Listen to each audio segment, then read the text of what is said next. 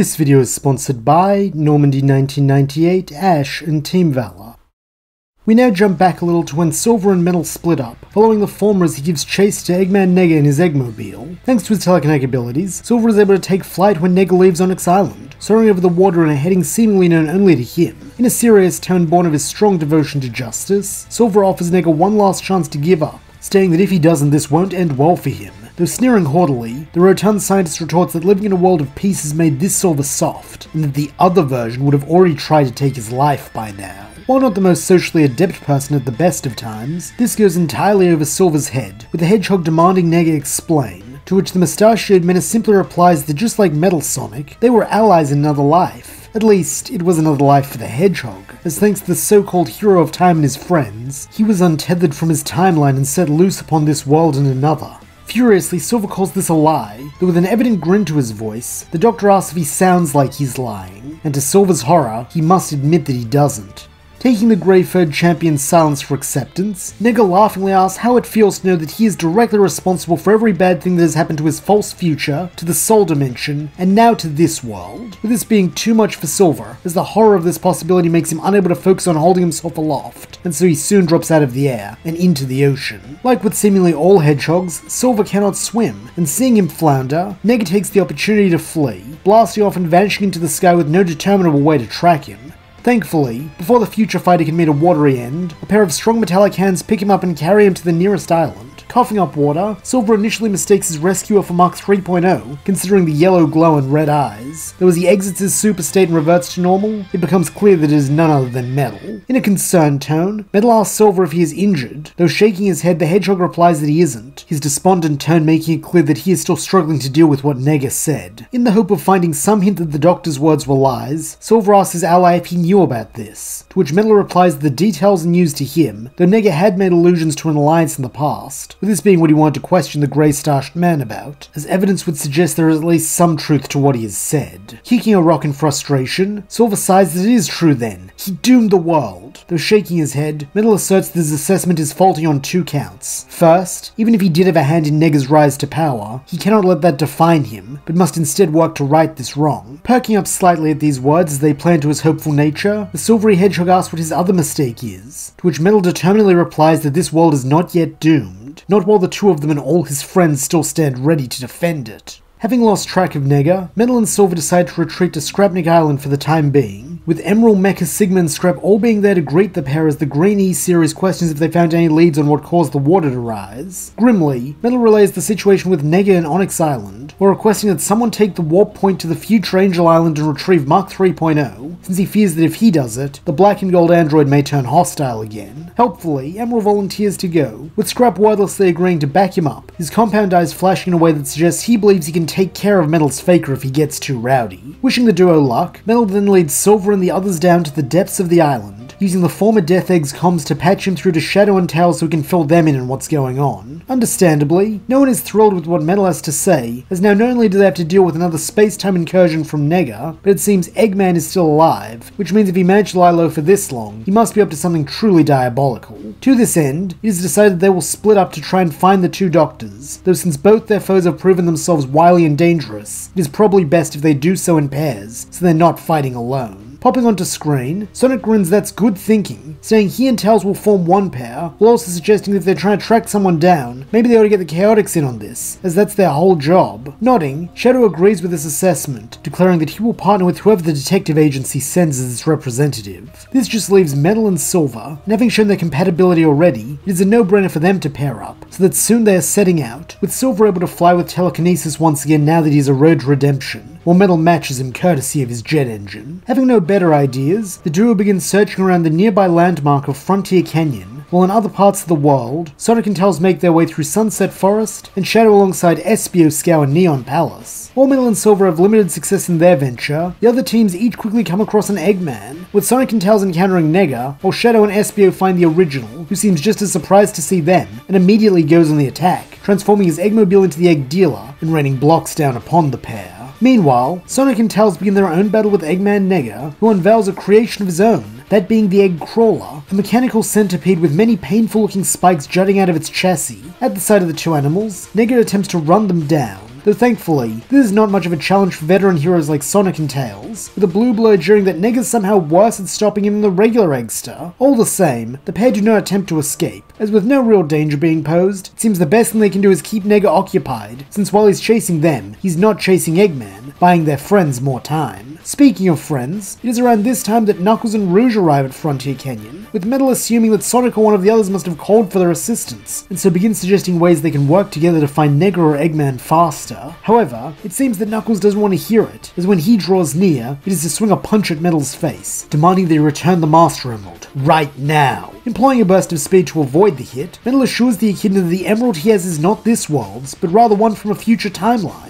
Unfortunately, this falls on deaf ears, with Knuckles calling it a lie, as he once more goes on the attack, forcing Silver to intervene with a telekinetic hold like the one he used on Metal during their first meeting. Unfortunately, this is where Rouge steps in, dropping from the sky to kick Silver in the head, breaking his hold, and forcing the robot and Hedgehog to flee, while their pursuers follow close behind, evidently intent on their hostility. Back with Shadow and Espio, their combined efforts have definitively proven that the Egg Dealer is one of the Doctor's less ingenious designs, as by virtue of being speedsters, both Shadow and Espio are able to dodge the falling blocks Eggman attempts to crush them with, before using them as platforms to run up and knock the floating craft out of the air. Landing far more gracefully, Espio then pulls Eggman out from the crashed Eggmobile, while in a terse voice, Shadow growls that he doesn't have time for the Doctor's idiocy today, since believe it or not, they're here to save his life. However, ever the egotist, Eggman does not allow this precarious position to hamper his posturing, instead stating that he assumes they're referring to his pesky doppelganger. A little surprised that Eggman is aware of Nega, Shadow asks how this came to be, with the mad scientist boasting that he's the world's smartest man. So it's only natural that he was able to tell when something happened to his memories a while back. Since then, he's been lying low, and trying to figure out what happened. Though this is not to say he's been out of the loop, as the reports of a second Dr. Eggman did not take long to reach his ears. And more importantly, that he came out of a rip in space-time, just mere hours after the hypothesized memory alteration occurred, which hardly seems like a coincidence. Nodding, Shadow replies that it's not, since now Eggman Nega has decided to kill him and take his place as this world's Eggman, so for his own safety, he's willing to offer him asylum on the Ark, at least until this mess is sorted out. Smirking devilishly, Eggman replies that it'll be like old times, the two of them working together up on his grandfather's space station, though in a flat voice, Shadow corrects that Eggman will be a prisoner, confined to a single area, since he knows just how slippery the Doctor can be, and he has no desire to see the bald man try to use his home to take over the world he has sworn to protect. Returning to Frontier Canyon, Metal and Silver now find themselves deep in the rocky basin, having raced Knuckles and Rouge across the cliff faces and down the twisting and turning paths leading into the depths. As they run, Metal ponders why Knuckles is acting so strangely, since while they have never been close, it is undeniable they have at least been allies since turning against the Doctor, with that making this behavior all the more inscrutable. Not only that, but he claimed that Metal's use of the future Master Emerald is a lie, which wouldn't make sense unless... Suddenly, Metal makes a 180-degree turn, flabbergasting Silver, as he begins playing chicken with Knuckles, who has a spiky fist extended. When the pair are in speaking distance, Metal tests his theory by querying whether something happened on Angel Island, to which Knuckles growls that the blue bot knows full well what happened. He turned up out of nowhere and swiped the Master Emerald. From a slight distance above, Rouge confirms this, rather shamelessly stating that she was casing the shrine to steal the emerald herself, when that no-good android swooped in and swiped it right out from under her. Having feared this was the case, Metal veers off course at the last second, leaping onto a nearby mesa and bringing forth the Master Emerald, which he tosses to Knuckles, asking him to examine it. Harumphing a little at taking orders from the robot, Knuckles does as he's told, with his brow quickly furrowing, as he states that as its guardian he would know the Master Emerald anywhere, and this isn't it, as it's significantly more weathered than the gem he was tending to less than an hour ago. Coming to a stop in front of him, Silver reasserts that this is because it's from 200 years in the future, with Rouge confirming that it isn't a replica, since as a jewel thief, she knows how to spot a forgery, and this ain't that. Having no choice but to accept Metal's words in the face of this overwhelming evidence, Knuckles muses that this still doesn't bring him any closer to finding his Master Emerald, or the person who looked so much like Metal, though with what could only be described as the feeling of a pit opening up in his non-existent stomach, Metal sighs that he has a pretty good idea who took it, and what they're going to do with it. At once, the sound of rushing wind and a whirring jet fills Shadow, Espio, and Eggman's ears. Though being used to Metal's preferred means of transit, they do not think anything of it until the golden figure bursts into the clearing and attempts to strike Shadow. Thankfully, being the ultimate life form, he is able to narrowly avoid this hit. While using his ninja reflexes, Espio fires back with several shuriken, which bounce harmlessly off the now much stronger Super Mark 3.0. Seeing this for what it is, Shadow uses the momentary distraction to perform a short-range chaos control as he begins pelting Mach 3.0 with chaos spears. While more effective than the throwing weapons, they're still no match, with the Golden Golem delivering a savage clothesline that sends Shadow reeling, followed by a blast of his laser which strikes the cloaked Espio before he can launch a sneak attack, having utilized thermal vision to track the chameleon.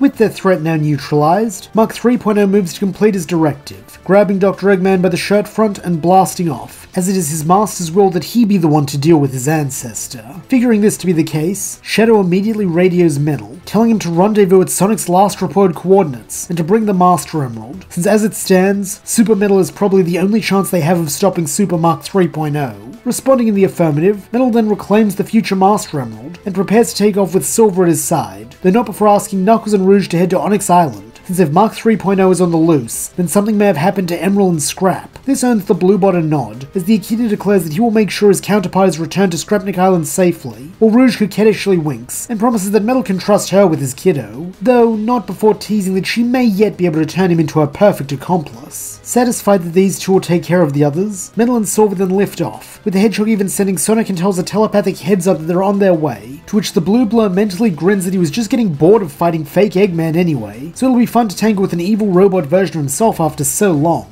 Like it or not, it seems that Sonic will get his wish, as in what feels like no time at all, Super Mach 3.0 with Eggman in hand touches down the forest clearing that Sonic and Tails had led Nega to. As the russet stash scientist is dropped in front of his descendant, Sonic quips that it looks like Eggman's in a bit of trouble, though in his usual grouchy way, the Doctor simply snaps at him to stop standing around and do something. Growling that between the doppelganger and the robot out to kill him, he's starting to understand what it must feel like to be the Blue Rat. However, here Sonic wags a finger, teasing they're nothing alike. For one, he's awesome, and for another, none of Eggman's robots ever kicked his butt as bad as Mach 3.0 seems to have done to the Eggster. As if on cue, Metal and Silver choose this moment to land, with the Blue Bot almost teasingly reminding his rival of their clash on Stardust Speedway, in which he frequently held the lead. Though to this, Sonic just laughingly retorts that yeah, because he cheated, electrocuting him anytime he got close, and besides, he still crossed the finish line first. At this, the pair's eyes meet, and in a serious tone, Metal states that next time Little Planet appears, the two of them are having a rematch, with Sonic grinning that he'd love to, though first they have a killer robot and mad scientist to deal with. In response to this, Metal bursts into his super state, glowing gold like Mach 3.0, as the two clash in the center of the clearing. While taking charge, Sonic leads Tails and Silver to destroy the egg crawler now that it's no longer required. Figuring the best thing he can do to help is ensure that Mach 3.0 cannot assist his master, Metal rises into the air, with his duplicate helpfully following, as that blinding hate towards him makes controlling the future bot much easier. Unfortunately, this does mean another fight with a foe who proved himself every bit as equal, and now who has the power of the Master Emerald to boost his abilities. Aggressive as ever, Mach 3.0 is the first to go on the attack, swinging a punch at his counterpart, though demonstrating why he is called the fastest machine in existence. Metal dives below this, only to deliver a high kick which catches the imitation android on the chin and sends him flying back. However, since you can't keep a bad bot down, Mach 3.0 is back on the attack all too soon, blasting Metal with a laser from his chest and burying him deep in the ground, in a manner far too reminiscent of the final Hazard fight for the heroic android's liking. To this end, Metal bursts back into the air, using this to build up momentum for his spin dash, though to his surprise, Mach 3.0 matches him blow for blow, so the two spinning balls strike each other then go shooting off in random directions. For Metal, this is into the trees, while Mach 3.0 plows through the dirt. Though this is not the Blue Bot's highest concern at that moment, as during that clash, he noticed something he did not during the kick. His doppelganger's body is rapidly heating up, with it currently occupying a temperature which would sear the flesh of an organic if they touched him. While there could be many causes for this, the Everlogical Metal has little trouble deducing which is the most likely. Mach 3.0 has spent too much time in a super state he was never designed to attain, and now his body is on the verge of overloading.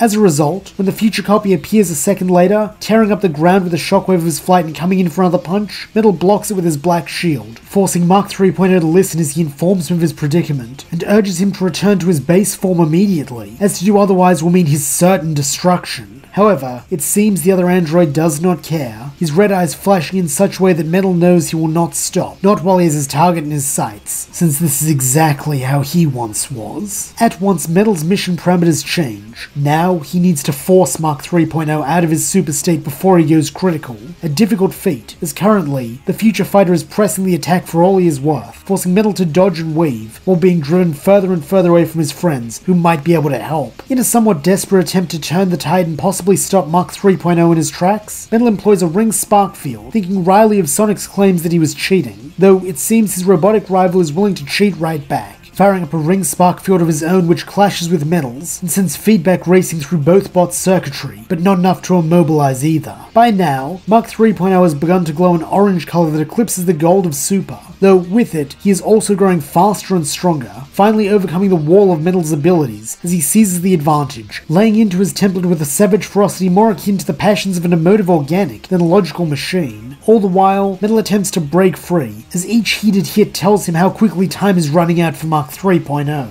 However, from Mach 3.0's point of view, he is on the verge of victory, and so driving an axe kick into Metal's chrome cranium that sends him crashing into the dirt and out of his super state, he readies what will surely be his finishing move, an overdrive attack that turns his orange hue bright red. From the ground, Metal pleads with him not to do this, and while Mach 3.0 is not programmed to laugh, if he could, he would. This is perfect proof that he has surpassed his template to the point where he fears him enough to beg for his life, though he won't fear him for long, as this attack will be his end. Then he dives, flying towards Metal at speeds the Bluebot could not dream of dodging, with the outdared android predictably raising his little shield instead. No matter, he will break through it just like he will break through Metal. This rivalry is over.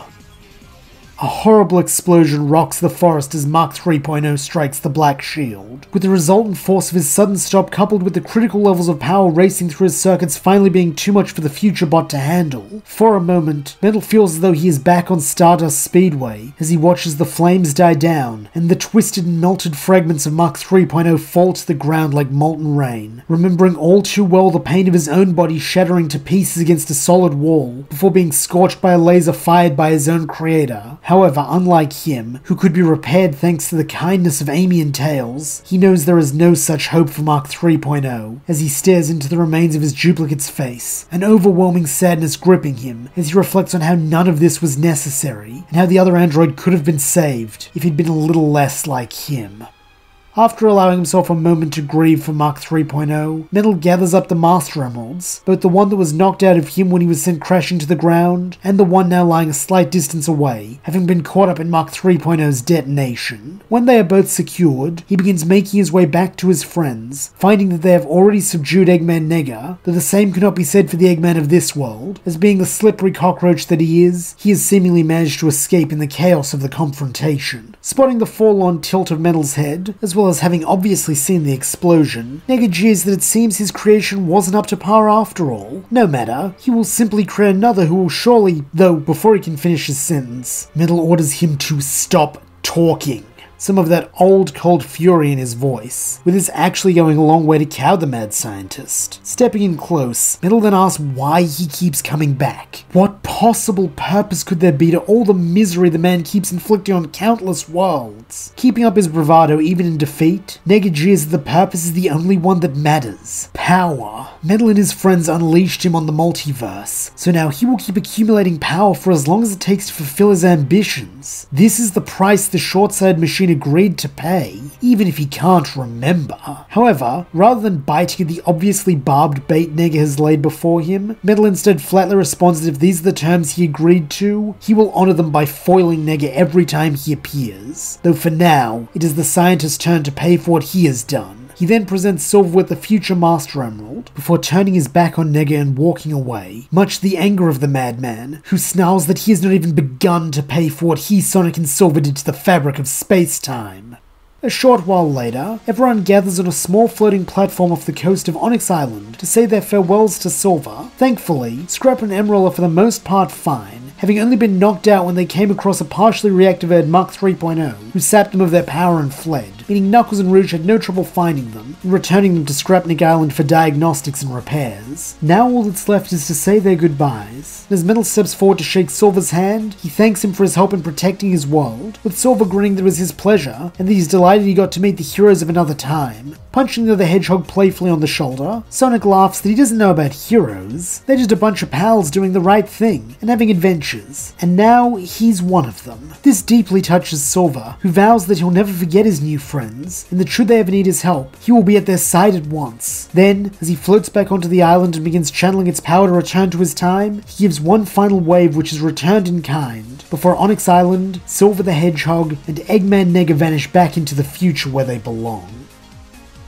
And that's where we'll leave things for now. Thank you so much for listening. I hope you enjoyed it. And if you did, please don't forget to like, subscribe, and leave your thoughts, suggestions, or screams of rage in the comments below.